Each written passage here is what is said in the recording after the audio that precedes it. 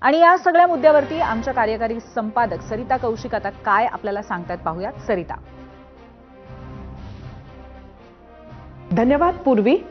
महिला आरक्षण डिलिमिटेशन, जनतेच्या मनात उत्तरांपेक्षा प्रश्नच जास्त आहेत. या दोन्ही विषयांना घेऊन धुकच आहे.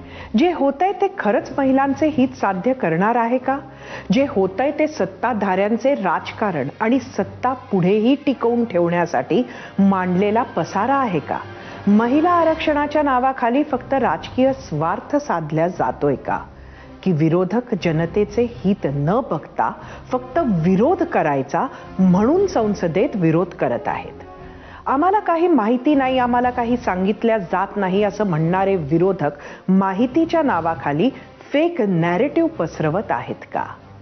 एक गोष्ट मात्र नक्की आहे की जनता बुचकळ्यात आहे.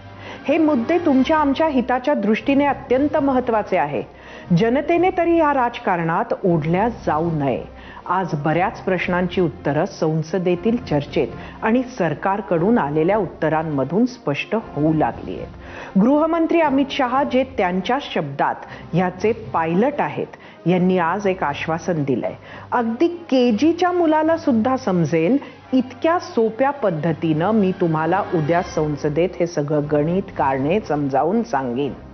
तुमच्या उज्ज्वल भविष्याचा प्रश्न आहे, त्यामुळे उघडा डोळे, बघा नीट, स्वतः ऐका, समजून घ्या, नाहीतर परत एकदा राजकारण्यांच्या नॅरेटिव्हच्या जाळ्यात अडकाल.